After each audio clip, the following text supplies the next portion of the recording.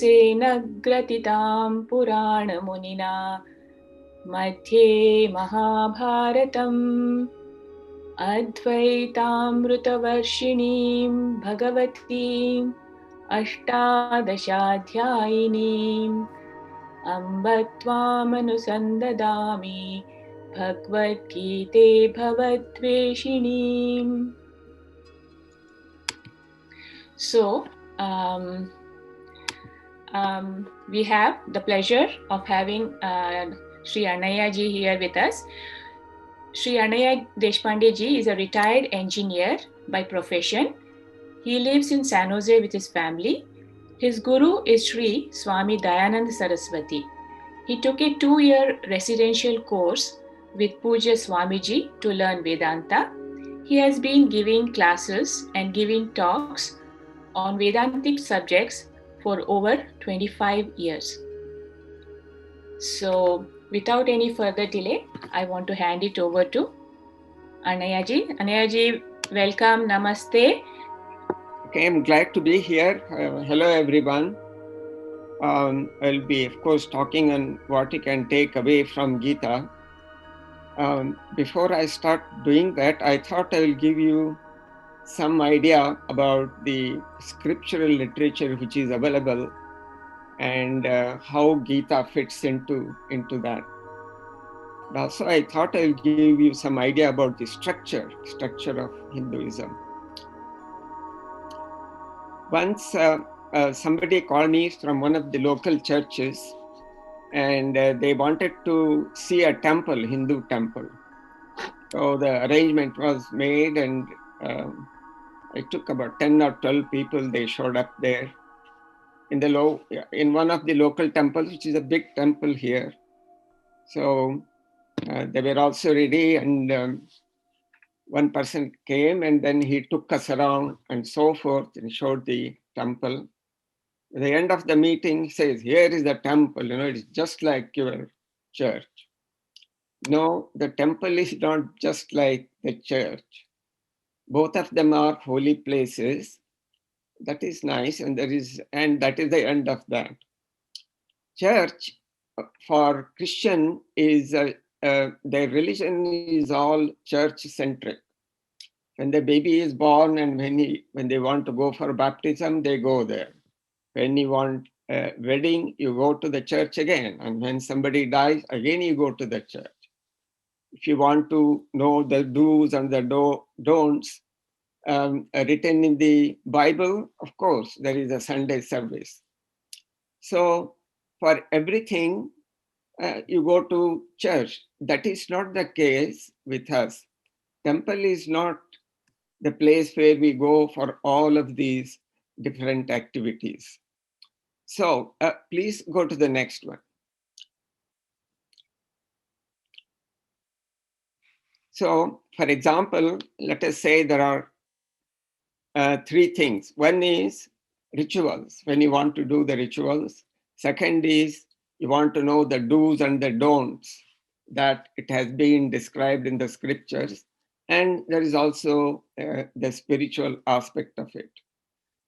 In Christianity, what is spiritual and what is religious, these words are used anywhere. I mean, they think the religious is spiritual, and spiritual means religious. Such is not the case in Hinduism. There is a fairly clear demarcation in religious texts and spiritual texts. For example, when we want to do the ritual, we go to certain people. These priests, they go to school and learn for 10 or 12 years to do all the rituals. There are 16 rituals prescribed in the Shastras, right from when the baby is in the womb until somebody dies. So there are so many rituals. They go there and they learn all the mantras and the procedures and so forth. And when they graduate, these guys have their own business. They distribute visiting cards, and we know these people. And there are these people here in our society, here in the United States also. But these are not the people who tell us what is the right thing to do and what is the wrong thing to do, the do's and the don'ts. And there are different people. And in Karnataka, we call them Harikatha people. You invite these people, they come and they do bhajans in our house, and then they tell the stories of Ramayana and Mahabharata and so forth. And that is how we come to know what are the do's and the don'ts, what is the right thing to do, what are the wrong thing to do, and so forth. And again, and somebody wants to know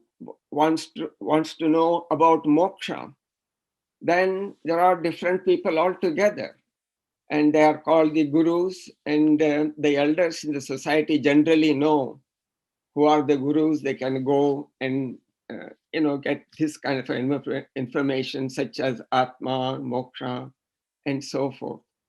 So this religious texts, rituals, and the dharma, and so forth. In the rituals as such, in Vedas, there are two sections. In the first section, Karma Kanda, there are procedures of how to do yajnas. So that is the religious part of rituals. And again, there are the texts about the 16 rituals. And also there are agamas. I will tell you a little bit more about these in just a while. Again, there are puja methods are described and so forth. Dharma Shastra, the do's and don'ts, are elaborately described in what are called as the Manu Dharma Shastra, for example. And also there are Parashara Smriti and Yajnavalkya Smriti and so forth. These Manu Smriti, which is quite famous, very huge volumes, 12 volumes it comes. It gives an enormous detail what for example, king's supposed to do, their duties, what are the subjects supposed to do, their duties, and in a family, the father's duty, mother's duty, children's duty. And it keeps on going, elaborately described. The same thing I would imagine in Parashara Smriti and Yajnavalkya Smriti. Manu Dharma Shastra, there are many Manus. As the society changes, there is a new Manu shows up, and he writes according to those timings. As the time changes, the new Manu comes and gives new codes of conduct. Also in Gita, and there are do's and don'ts described fairly in detail for all. It is not for the kings or for the father or mother, something like that. They are general values. The general value you are supposed to follow. Those things are described. For most of us, do's and the don'ts we have learned it from the Puranas, Mahabharata and Ramayana stories, and we know what are the right things to do and the wrong things to do. So next slide, please. Okay, let us start with the Vedas. Here we have 4 Vedas: Rig Veda, Yajur Veda, Sama Veda, and Atharva Veda. All of these Vedas have 2 sections. First one is called Karma Kanda, and the second is called Jnana Kanda. In Karma Kanda, there are Sanhitas and Aranyakas, theology, and then Brahmanas. Bulk of the section belongs to Brahmanas, where so many different yajnas are prescribed. Suppose it is raining too much, and there is an yajna to stop that rain. Suppose there is no rain, well, there is a different yajna altogether to make the rain come down. If you don't have peace in the family, well, still another yajna. So for so many different reasons, all of these yajnas have been prescribed. and these priests go to school to perform these yajnas. In the Jnanakanda, actually the Jnanakanda, there are Upanishads. There are just a few pages for each of these four Vedas. As I told you, the bulk of it is all how to do yajna. In this Jnanakanda are these Upanishads. This is where the spiritual knowledge is described. Okay, one of the Rigveda statement, the truth is one, the sages call it by many names. Okay, next page, please. Okay. Next. Okay, that's it. All right. The Upanishads, Bhagavad Gita, and what is called as the Brahma Sutra, written by Vyasa Muni, these three form what are called as a Prasthanatraya. Prasthanatraya are it is where all the spiritual knowledge is based. What is spiritual? We'll tell you a little bit more later on, but it is something to do with me, like Atma, and with God, like consciousness, and so forth. So next page, please. Okay. What do these spiritual scriptures contain is essentially this. They have a description of what God is, and they have a description of what me is, what is the individual made up of, and they have a description of what world is, and their relationship. Relationship means what is the relationship of me and God? What is the relationship between God and the world? And what is my relationship with the world, all of this creation? This is essentially what the spiritual knowledge is all about. And we will go into detail in just a few minutes. Next.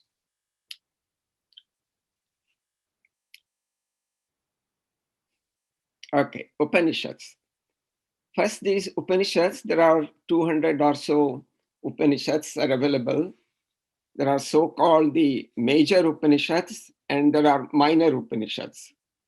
The major Upanishads like Chandogya, Upanishad and so forth, they are called major only because Shankaracharya chose to write commentaries on these major Upanishads, 10 Upanishads, and rest of them automatically became minor. But really, there is no difference. As far as the status is concerned, almost all Upanishads have the same status. They have their importance, has the same importance, not just because major means it has more importance than the minor. There is nothing like that. They're all very beautiful Upanishads, and they're looking at the same information from a different direction, looking at God in the same different direction, looking at the relationship of God and me in a different views. But the subject matter is essentially the same as I showed you in the previous slide. Next, please. Okay, Puranas. We have, of course, Ramayana and Mahabharata. These are called Itihasa Puranas. Itihasa simply means it existed before. Iti ha asa. Iti means indeed. Iti means this way. Ha is indeed. Ha asa means was. Indeed, it was so. So we consider both Ramayana and Mahabharata as itihasas. They happen to be. All the incidents happen. But again, there are so many Ramayanas and so many Mahabharatas written by many authors. What exact conversation took place between two individuals and so forth are all different. And all of these are imagined by the different writers who wrote different Ramayanas and different Mahabharatas. But the essence that Rama existed, Rama, Lakshmana, Sita existed, and he had to go and kill Ravana to get Sita back. These are the facts. Same thing in Mahabharata, that these five brothers, Pandavas, good guys, and these 100 or so Kauravas, the bad guys, they had, these cousins had to fight a war. That much, that is a fact. That is the fact. And what exactly happened, what are the details, what kind of a conversation took place, what time and so forth are all different according to different Mahabharatas written by different authors. But the Valmiki, who wrote the first Ramayana, and Valmiki existed at the time of Rama. At the time of Rama, Valmiki existed. Same thing with Mahabharata. Vyasa wrote Mahabharata, and Vyasa was a character in Mahabharata also. He existed at that time. And that is the importance of these, both of these texts. Many of the texts, for example, the Puranas and so forth, we don't know who wrote them. Same thing is with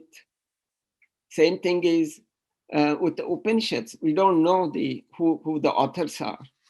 But in these two cases, Ramayana and Mahabharata, we know the authors, and they were there at the same time when all of these incidents took place. And it's also, Ramayana has 24,000 verses. Mahabharata has 200,000 verses. Mahabharata is considered one of the very biggest works done by any poet.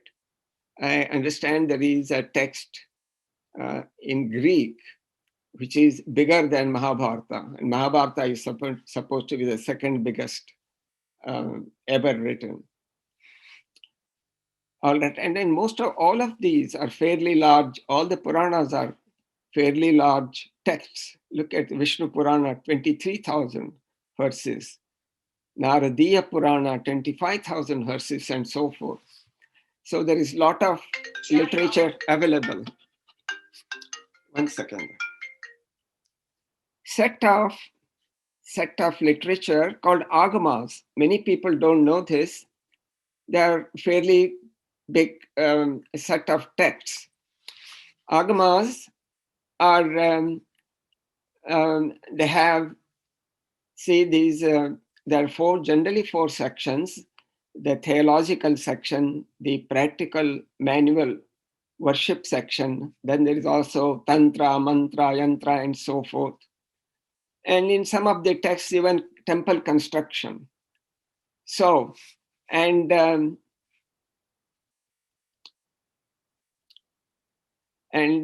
are three different categories of these agamas. The first one is the Vaishnava agamas. There are 215 Vaishnava agamas. Second is Shaiva agamas. There are 28 texts. And then again, the Shakta agama is about Shakti. There are 77 texts. The Tantra comes under the Shakta agama.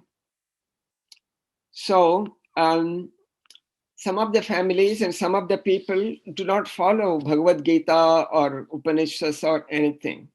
Their family has been following certain agamas, and that's all they go by, because everything is there. How to do puja, to even the theological section, just like Upanishads, everything is there, and they simply follow these. And these form a very important section of Hinduism. Next, please. Okay, now we come to the nature of God as it has been described in Bhagavad Gita and the Upanishads. First of all, there is no God sitting above clouds dictating, thou shalt do this or that. Some people think because God is so powerful, has got, he's so powerful, and then he knows so much and so forth. He can do anything he wants to do. So they think he's a dictator. So, we all get into trouble in our lifetime. And when the trouble comes, these people think, so maybe I didn't go to temple. That is why God is doing this to me, doing that to me, and so forth. No, God doesn't do any such things. Please don't be afraid of God. The relationship between God and us is purely that of love. Just like we are the children, and he's like a mother, or he's like father. He cannot do any wrong things to us. When things go wrong in our life, it is our own doing. In a past life or so, we have violated some sort of the free will. We all have been given free will, and we are supposed to use it. So when we do not use it properly, when we want something and we, in a hurry, we start hurting others, that is how we get into trouble. We accumulate so-called papa, and it will reflect in our life sooner or later, and we get into difficulties. Whenever the difficult time comes, it is due to our own doing. God has got nothing to do with this. God wants nothing but good for all of us. And in fact, when you get into trouble, go and ask God for his help. And he's very willing to help. Okay? Now, for us, there are so many different kinds of gods. For Veda, in Vedic God, we have got Brahma, Vishnu, and Shiva or Maheshwara. And also in Vedas come these semi-gods or demi-gods, Indra, Vayu, Agni, Varuna, and so forth. These are the people, when you do yajna, the priests worship these people.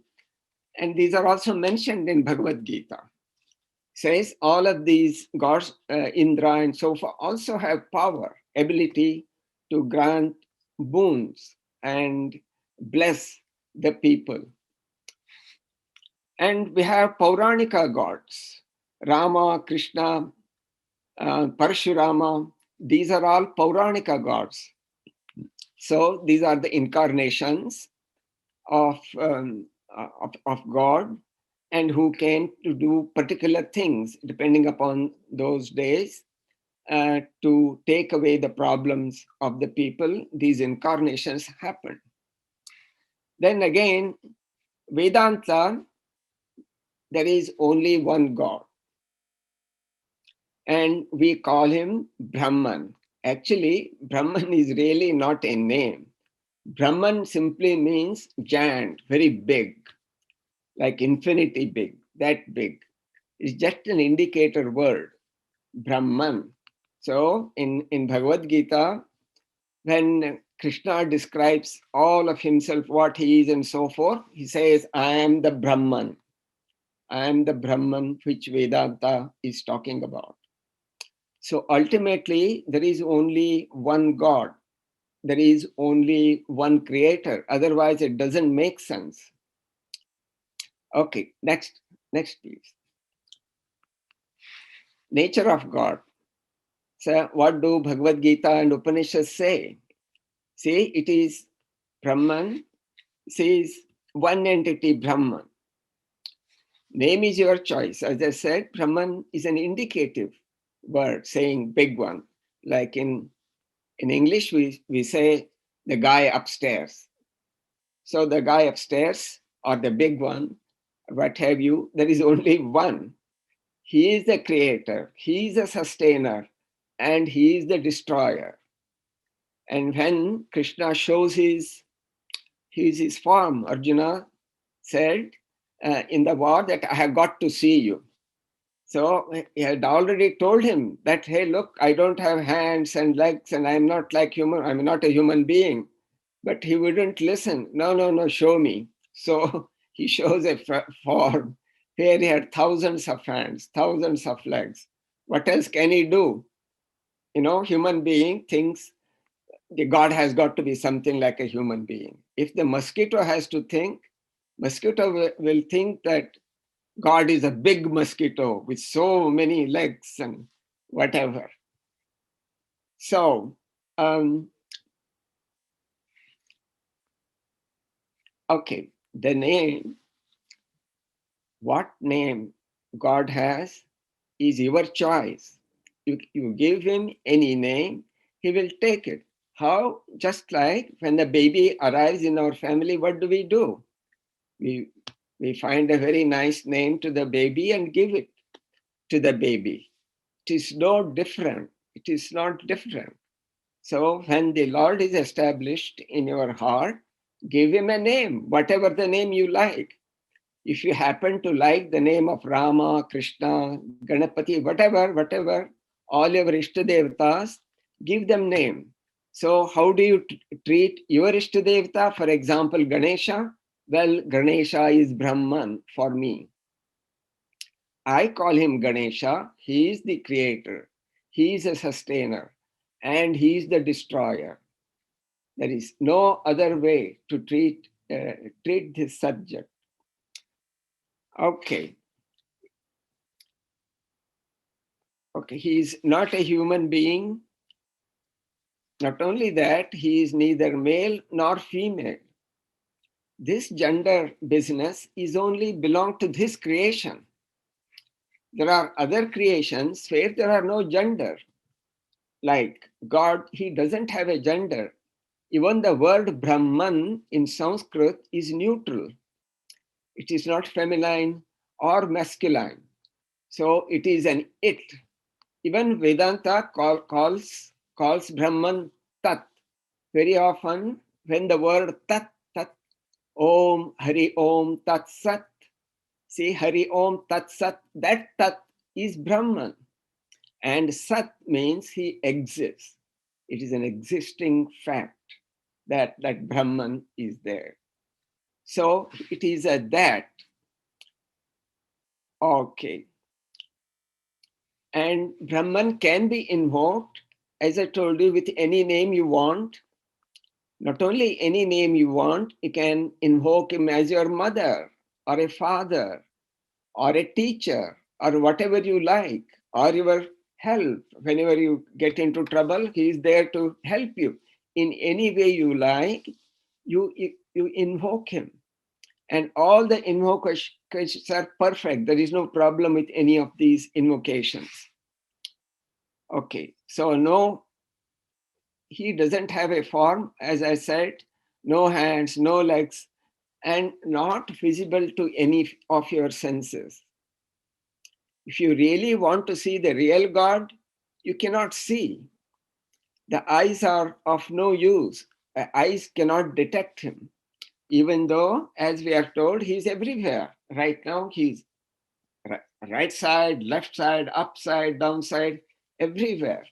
But you cannot see, nor can you hear, nor the taste buds or your hands to touch is not possible. If you really want to shake hands with God, you cannot shake hands with God because all the senses are of no use. But are there examples, anything such like this exists? Of course.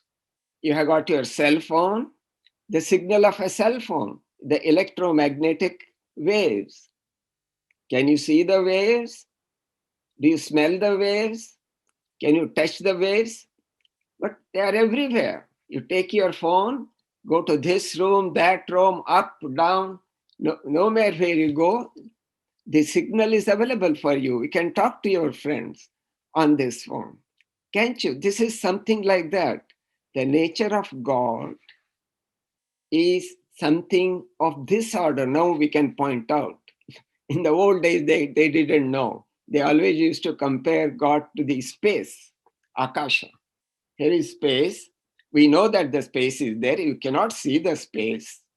You cannot smell the space. If you want to smell, you smell the air, not the space. not touch this space, all of these five sense organs we have are of no use. So they always compare God to space. He say he's something like space. But however, God can take any form he wants to take. That's how all of this universe has form. So if the devotee, just like in Bhagavad Gita, when Arjuna wanted to see him with his four hands and so forth, as in the form of a Narayana, so he later on shows up as Narayana. He leaves all of this fantastic and fearful form. When the destruction was going on, it all showed in his form, all the destruction which was going on. Okay, all right. So he is the pure spirit, like the field of energy, as I just said just now. And he is beyond time and space. He is also called bigger than the big and smaller than the small at the same time. As I said, he is Brahman indicates bigness, but he is also smaller than the small. He is very much alive. He is creative. Because of his creative nature, all of this creation has come about. All the billions of galaxies you see in the sky, and all of them has come about because of that. And he is very compassionate. Our saints say that his compassion sees no bound. Just like an ocean, his compassion is like an ocean. And he's communicable. When people get realized, when they get moksha, the channel becomes open to God. He can communicate with him. And how do we know that? How do we really know that a thing like God exists? It is because of these realized people. These realized people tell us that there is something called God and so forth. That is how we come to know. And his nature, his Swarupa is Sat Chit Ananda, Satchidananda Swarupa. Sat means existence, he exists. Existence, and then consciousness and happiness. His very nature is that of happiness. And then comes the temple worship. Say we go to temple. If he is everywhere, why do you go to temple then? No, it's really not necessary. But because it is very difficult for us, the human beings, to grasp something which doesn't have a form. It becomes very difficult for the mind to grasp something which is everywhere and it doesn't have a form. It is something like a flag. We go on the Independence Day and so many other occasions, the military people, the students, and all the citizens, we go and salute the flag. What is a flag? Is it just a piece of cloth, colorful piece of cloth, or it represents something? It represents the nation, the people, the culture, the history, the constitution, and everything that nation stands for. We are all standing on the ground of that nation, aren't we? And we are in the middle of the society, and we are following the constitution and so forth. Why do we need a flag? Why do we need a national flag? Almost all the nations have this national flag. If you want to salute, just salute it. Stand in any direction and salute the nation. It doesn't happen. So the people have created flag. The murti is something like a flag. It represents God. Murti itself is not God, but murti represents God. So we go to temple and worship. So there is nothing wrong in doing that. Nothing wrong. All right. See, as for the relationship between God,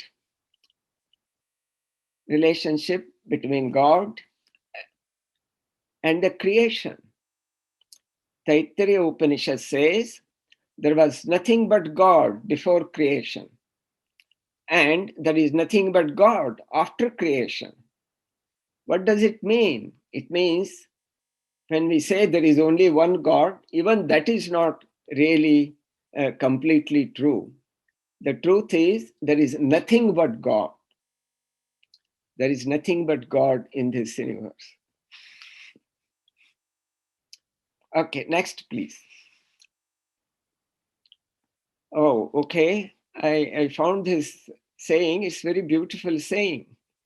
Many things are pre-written in our life, but with prayer, it can be rewritten. This is really true. When you go and pray to the Lord, come and help you, the things that are pre-written can be changed. He can change a lot of things in your life. So go and pray whenever you want help from God, or if you want something, best thing is go and pray. Next, please. Okay. This is one of those things which is in Bhagavad Gita. He describes that he has got 4 kinds of devotees. Chaturvidha bhajante mam janaha sukritino arjuna. Arto jidnyasuhu artharthi dhyani cha bharatarshava. He says, all of these pious people worship me, and they're all great. They're all my devotees. They're all great. And what are the 4 kinds of devotees? He says, the first kind is the people who have problems in their life. They're distressed. So they come and ask me to help them in their life. So I go and help them. Second kind of a people are seeking knowledge, like the students in the schools, and later on we look for the knowledge of God Himself, as in Vedanta. All of these are my seekers also. And then comes the other kind. They have a lot of desires. Many people, perhaps all the people, we all have lots of desires. And some of us want things. We don't have money, or we want more money, or we want more power, or we want this and that. And they come and ask me for help, and I go and help them. And the last kind of the devotees who already have the knowledge, those are called jnanis. They're also my devotees. Next, please. Okay. We'll go into this moksha. See, you'll have to ask, we have got all kinds of people now having so many different professions. Some of them are CEOs, some of them are clerks, some of them carpenters, and so many hundreds of different professions of all different ages. And there have been billions of people in the past, and there are going to be billions of people later on, beyond. The question really is, do we as human beings, do we have a goal? Have we come here to accomplish something? It has got nothing to do with making money and making a living. Of course, we'll have to do that. But do we have a goal in life, a common goal in life? It turns out, yes. The Vedanta has studied this problem. It tells us, just like corporations, all the business, they have one goal in their, the whole goal is profits. They just want to make profits. and they don't want loans because it will eat into the profits. Like that, the Vedanta tells us that human goal, humans, only two goals they have in their life. They want to be happy, what we call as sukha, and they don't want problems, what we call as dukkha. That's all is the goal. It has got nothing to do with what profession you are following. It has got nothing to do with that. With the profession you follow, you make money. And why do you want to make money? Because you can buy a big house. Why do you want big house? Well, by buying a big house, you can live there. Why do you want to live in a big house? It makes you happier. The bottom line, if you can see it, it is you want to be happy. Just like that, suppose you go for jogging every day, go for a walk every day. Why do you go for a walk every day? Because you want to keep the body fit. Why do you want to make the body fit? So that you don't fall ill. That makes you miserable. So to keep the wolf away from the house, you want to go and spend time exercising. It's a good thing to do. The whole thing is, these are the only two goals in your life. At any moment in your life, any thought you have, it applies only for these two things. If you have come attending the class, you think you will be happier by attending the class. Why am I giving these lectures? Well, I thought that giving this lecture, I will be happier by giving these lectures. Every thought you have, everything you do, the bottom line is either you are seeking happiness or trying to keep dukkha away. That's all there is. That's all we are doing throughout our life. That's all people have done throughout their life in thousands of years ago to here. That's all we do. This technology and all of this is all just there. And it has got nothing to do with the basic human intention. These are the two intentions. Sometimes people ask me, this Bhagavad Gita and all this Vedas and everything were written thousands of years ago. Look at us. We have got so much technology. We can talk to anybody in the world. At the flip of a switch, I can talk to my brother in India, for example. We can go and visit people within a matter of a day. I can be in India, travel anywhere throughout the world. So much has changed. But how can the old thing written thousands of years ago, like Bhagavad Gita, is applicable today? It is very applicable because the human goal has not changed throughout these thousands of years. That they were seeking happiness in the Mahabharata time. So are we seeking happiness now and trying to keep dukkha away? That has not changed. And we have our mind, the structure of the mind with which we operate. We operate in the society has not changed. The things we operate in the society now are different than they operated in the society thousands of years ago. But the basic mind has not evolved in the last few thousand years.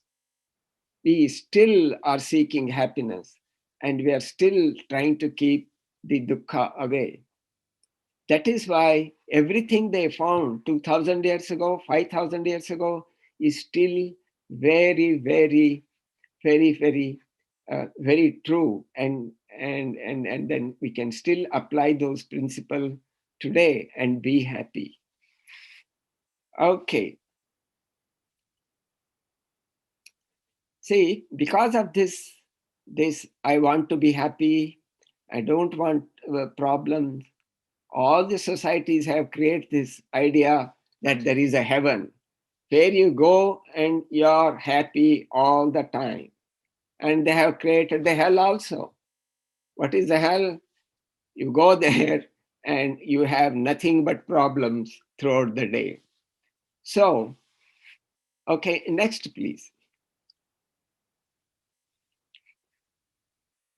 See, then the question comes, see, earth, this is the karma bhumi. We have to constantly work here. So, but, and we find that we go through both. We not only go through happiness in this life, we also go through problems in this life. And in the heaven, as it has been described in the Puranas, is a place called Bhoga Bhumi. Here you go and enjoy, nothing but enjoyment there. And the question will be asked then what is wrong with the going then? I want to go and live in this Swarga. The problem is the Swarga is temporary, just like the life on this earth is temporary. We'll come and perhaps live maximum about 100 years maximum, and then we have to go. We have to give up our bodies and take off again. It is the same thing in Swarga. So the question comes, but is there a place where I can go and I am happy, nothing but happy forever? Then it is said, yes, there is a thing you can do. There is a thing called moksha. You get moksha and you are happy forever, and it is not temporary as our life is there here. It is permanent. Okay, next please.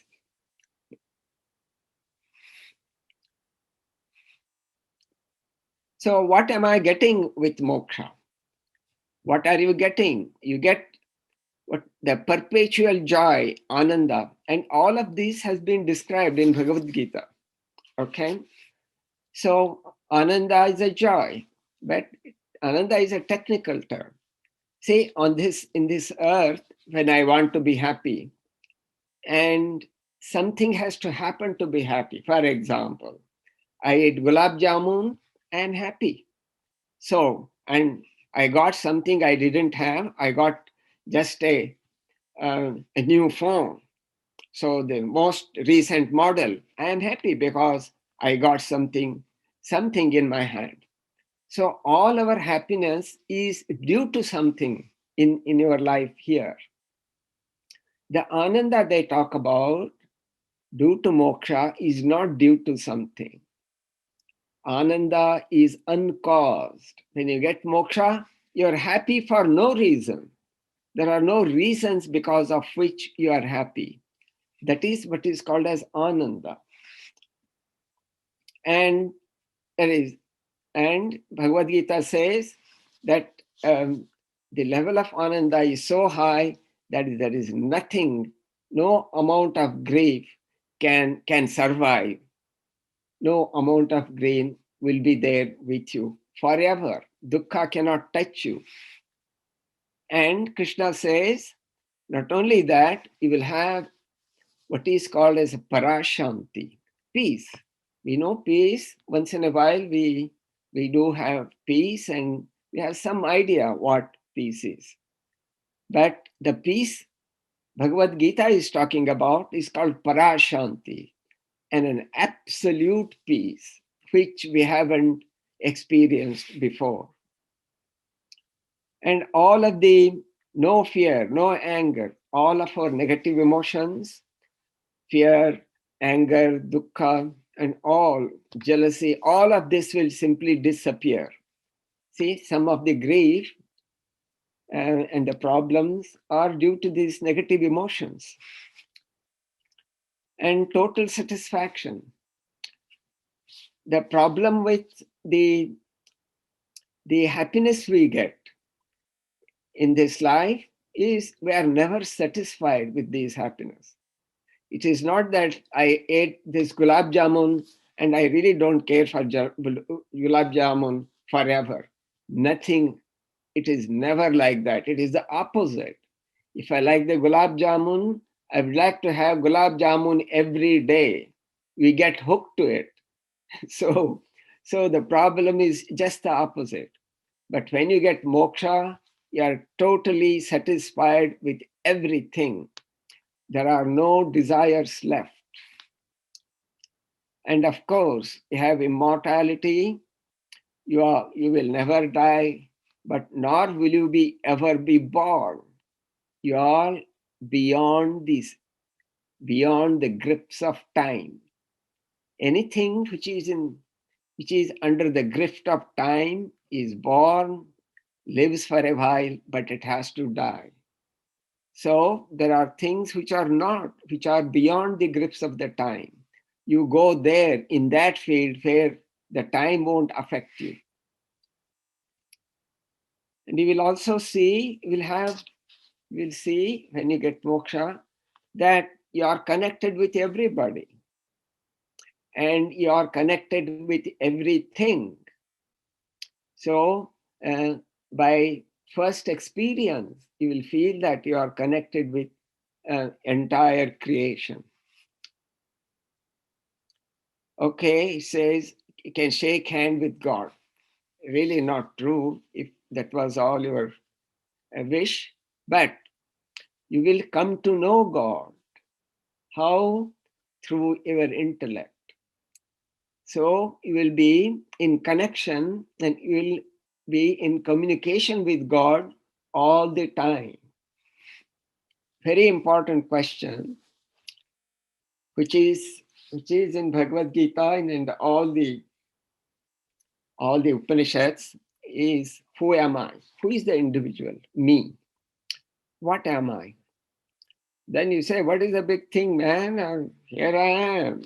So 200-pounder, I can do this, that, I have this profession, and so forth. And my name is Anaya Deshpande. The name doesn't define a person. Any name could have been given to that individual. It's just a name.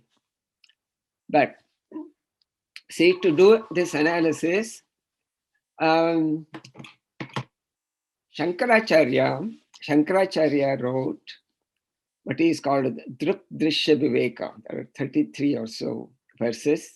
They're all available in the book form now. And also in Bhagavad Gita, in 13th chapter, Krishna talks about this particular problem. He calls it Kshetra Kshetrajna Jnana. So, how does it go? This goes something like this. So, this is an analysis of Drak, the observer, and Drishya, the observed. What is the thesis is this? What is observed cannot be the same as the observer because observation is taking place. It has got to be different. For example, we think that we are these bodies. Can you see your own body? Of course you can see your own body. So somebody sees this body.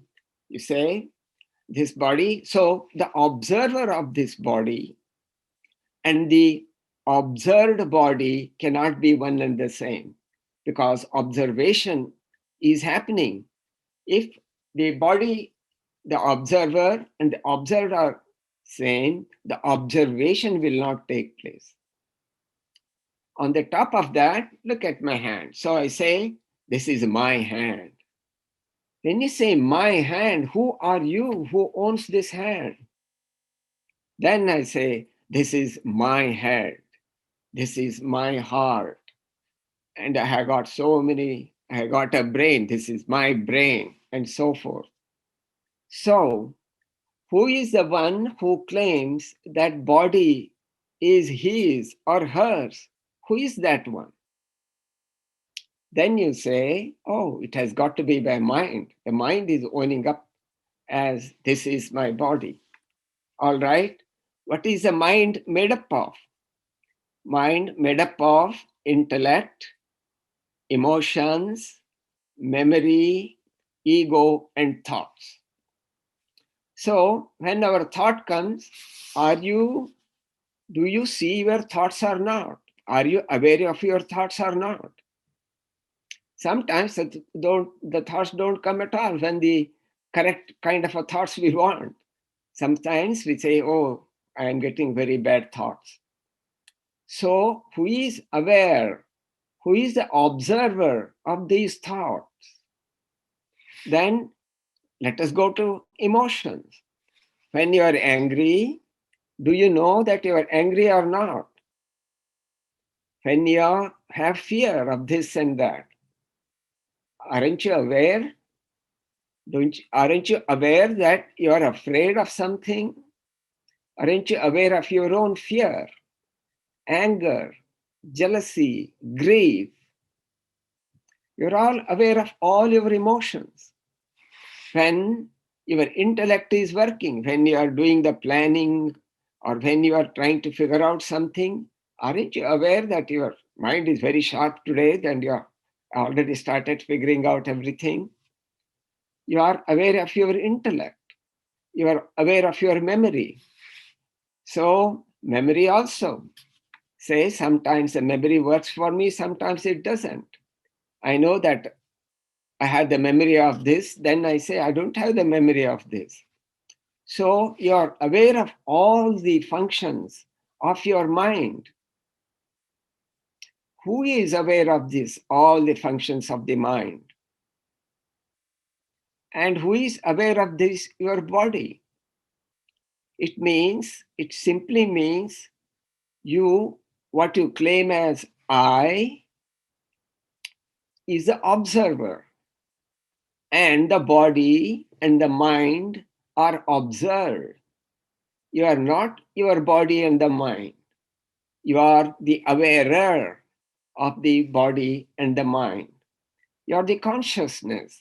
You are conscious of your body and the mind. And there is a sense of I am. I don't know if you have detected this or not. You have got to detect this in yourself.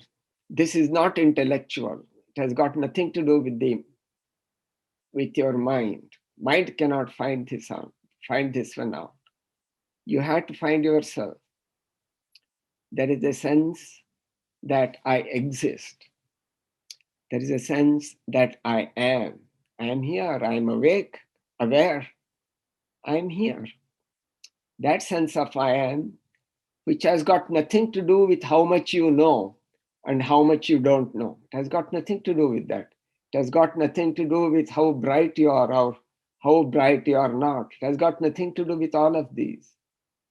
You are simply aware of all the things about your body and the mind. There is a sense of I am.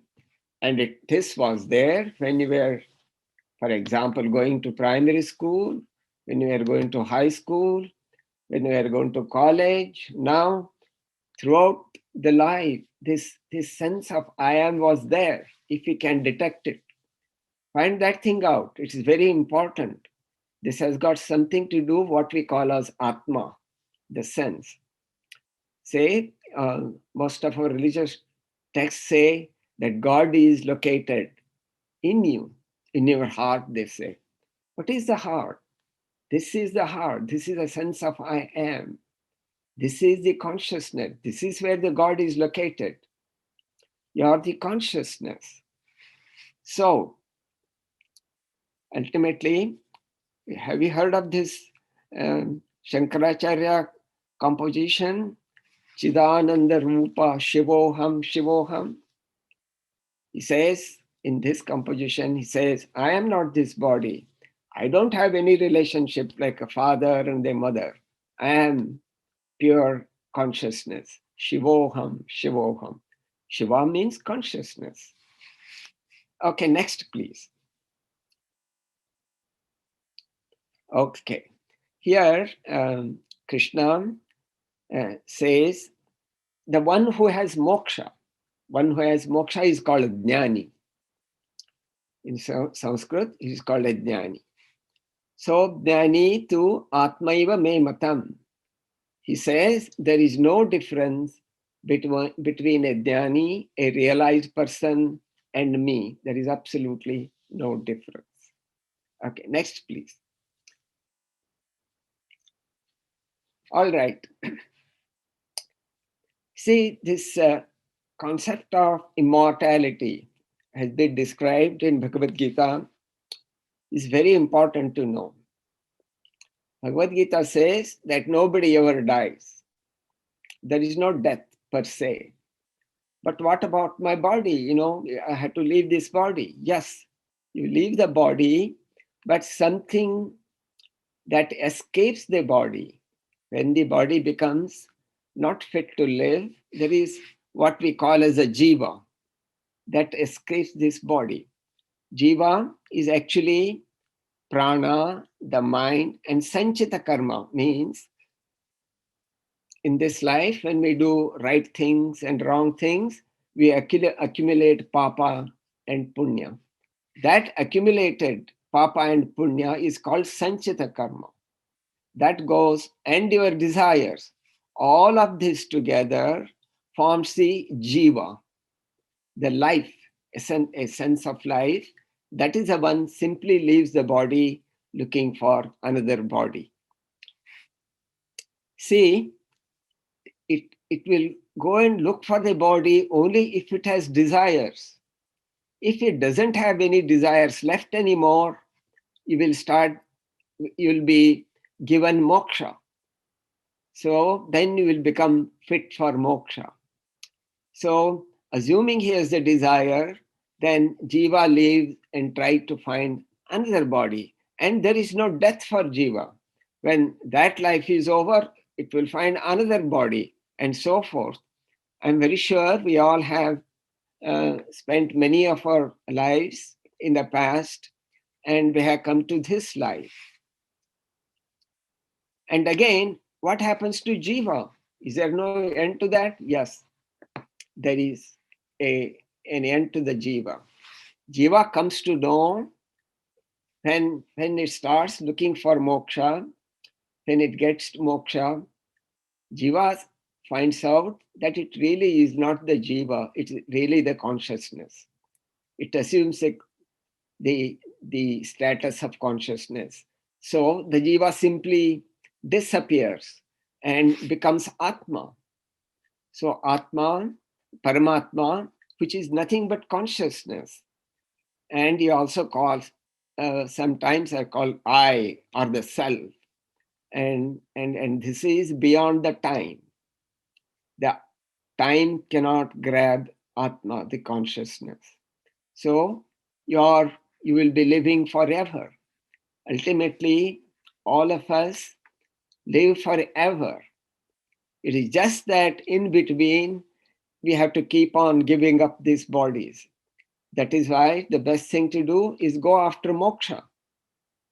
So you will not only get all the happiness in the world, you will live forever. This living forever is not at the end of the time. Not like that. You go beyond the time. That is how you live forever. Simply means the time will not touch you. Time is not capable of touching you as consciousness.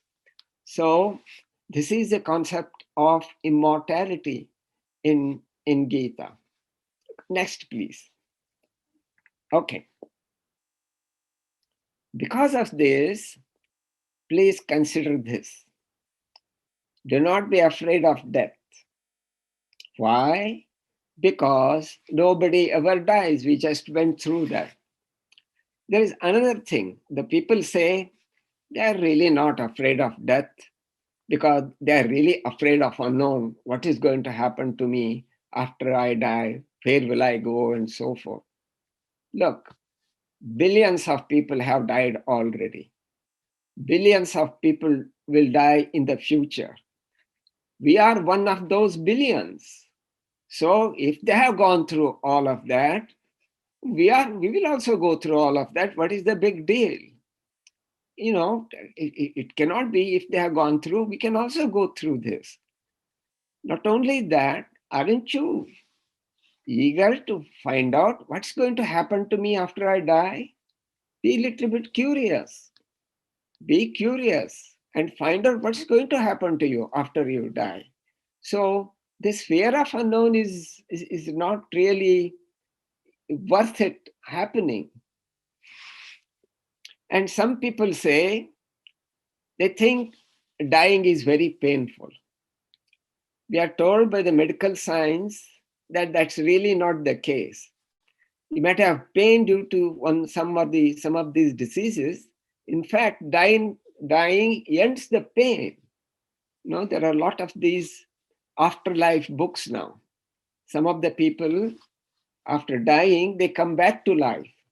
They don't have breath or anything. The doctors have declared dead and so forth, but somehow they come back to life. And some of these people have written books, these afterlife books.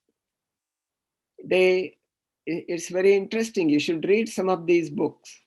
They say that they went there and they didn't want to come back. It was so nice there wherever they went, but they really didn't want to come back, but they come back because of one or the other reason. So don't be afraid of pain. If you happen to be painful at and the death is coming, in fact, the pain will end.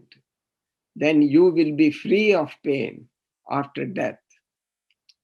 Okay, this is good enough. Next, please.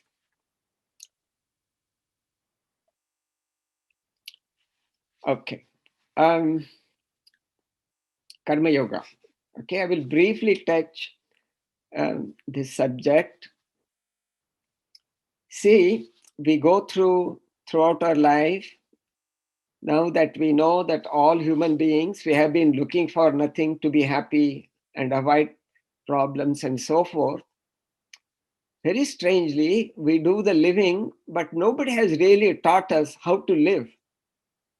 When we go to school and colleges and so forth, they teach us how to make living, how to earn money so that we can make living.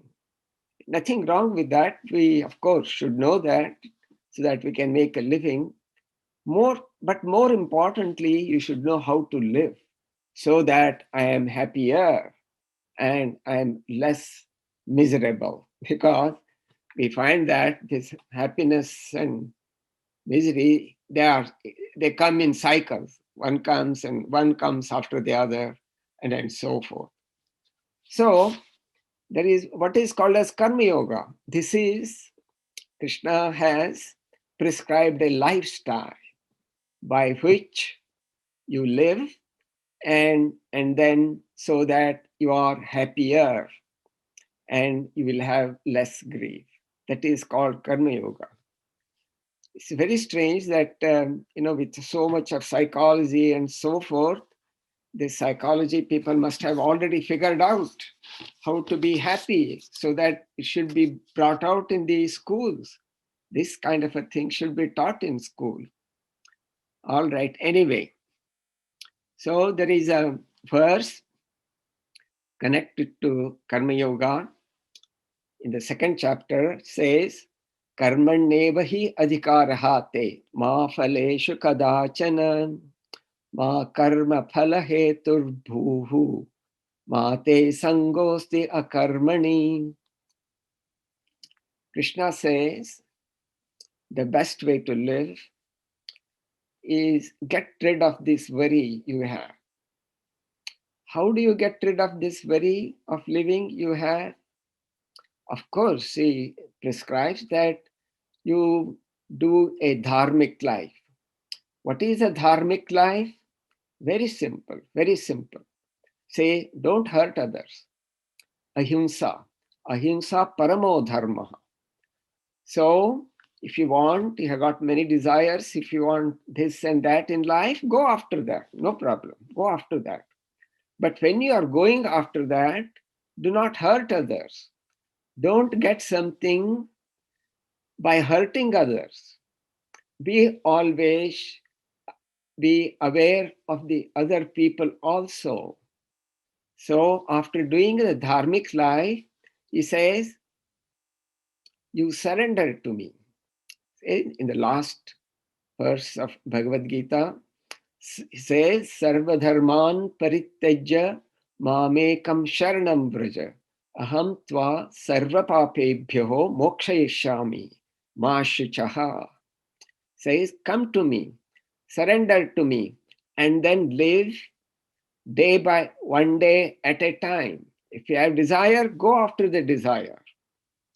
But he says, the results that come, do not be after that result, because the result is not in your hand. Result, of course, belongs to how much hard work you put in to obtain this and that. But that itself will not determine the results. There are so many other things that will determine the results. I am the one who will determine the results of your work. So go ahead and do things, and then leave the results to me. This is karma yoga. This is karma yoga. There are many things associated with karma yoga. We'll go through that. Next page, please. Okay. Karma yoga is not a path. It's not a charity work. I remember once going to one of these organizations, and then the lady started saying, oh, let us start karma yoga. Karma yoga is not a charity work. It's not a charity work. Karma yoga is an attitude with which you do the work. In this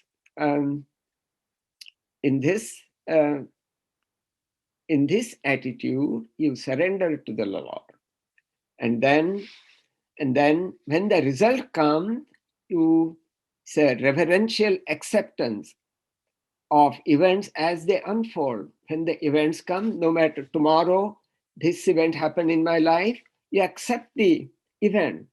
Don't rebel against the event. Accept the event. Say that the Lord has sent me this thing in my life. I am going to accept it. Accept doesn't mean just sit there and do nothing and suffer. Not at all. Take action. So, as in the previous verse, it says, always take whatever the action needed to be taken, you should take action. Accept the moment as it comes, that this moment is here. See, we of course accept the moment. When I win the lottery, of course I accept that moment. The acceptance moment comes into life when the things become hard in our life. The events are difficult to manage. Those are the time when you accept as the things are and start working, start solving the problems. Whatever need to be done, you start doing it. This is the attitude. This is the attitude Krishna has prescribed. This is called karma yoga. So he also says suppose you are working towards desires, and then of course whatever the desires are, no problem. You go and work very hard, he says. But a time comes, especially when you are after moksha, you'll have to reduce your desires in moksha. You'll have to reduce your desires. In fact, get rid of almost all the desires. All the desires are not one and the same. There are what are called as binding desires, and there are ordinary desires. Binding desire is the one, if you don't get that stuff, it hurts you. Those are called the binding desires. When you say, no, I have got to have it. I have got to have these desires are called the binding desires. Those are the desires you worry about. The other small desires, for example, I am hungry, so I have a desire, I have to go have lunch. No problem there. Such thousands of desires will not cause any problems. It's the desire that I have got to have this causes the problem. So there are many people come to a point where they don't have any binding desires left. They have neutralized the desires, or they have done whatever need to be done to get rid of the desires. What then? Then Krishna says, as the things to do will will never end. This is a karma business. Right from brushing your teeth to day-to-day activities will be always there. And Krishna says, give that activity itself as a gift to me. How? Just like when you go to temple, what do? You always take some fruits or flower or something and give it to the Lord. Like that, you can give whatever you are doing it to the Lord also. So you give all your activities of the day to me. Okay. See, that is, as I said before, there is what is called as a reactive living and proactive living. See, when the rough time comes in your life, the first thing we do is, who the hell was responsible for me for this? So we try to find a scapegoat to blame everything on somebody. Finally, if it comes to blaming God, you blame God also. So I told you, God has got nothing to do with what happens to your life. We have written ourselves what is happening in your life because of our previous action. So when you get stuck in the mud, rather than looking for whom to blame, start working, thinking hard how to get out of this sticking in the mud. That is called the proactive living. So accept that moment as it is and start working. The reactive living, the first thing that will, when you get stuck in the mud, comes is, who the hell is responsible?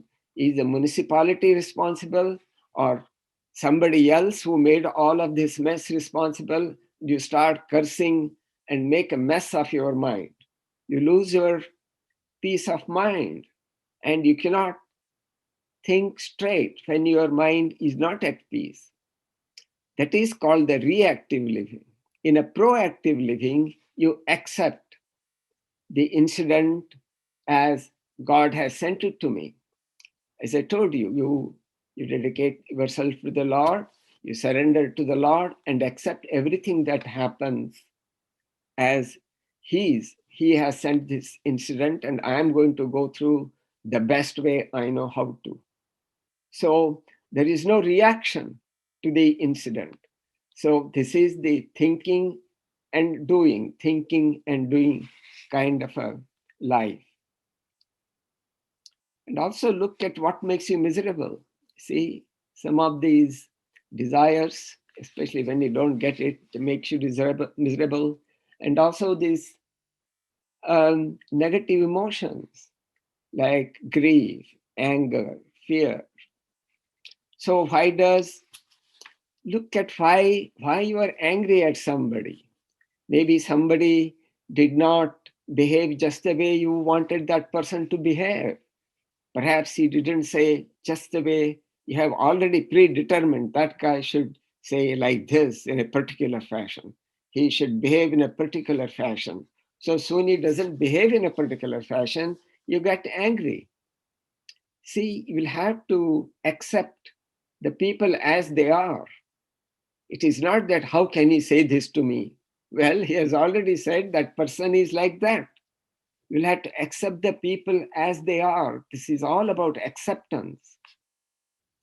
When somebody, in our family, the close persons die, we get very grievous. So if you are aware that the laws of the nature is everything changes, the things cannot stay the same. Today's things cannot stay the same as yesterday. People are aging. They have got to age. That is the law of the nature, and they have got to get away from this earth. That's also the law of the nature.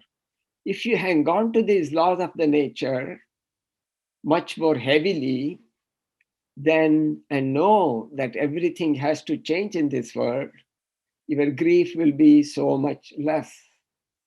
This is the acceptance. Accept the laws of the nature as they are, accept the people as they are, accept these politicians as they are. Okay. Sometimes, oh, this is good enough.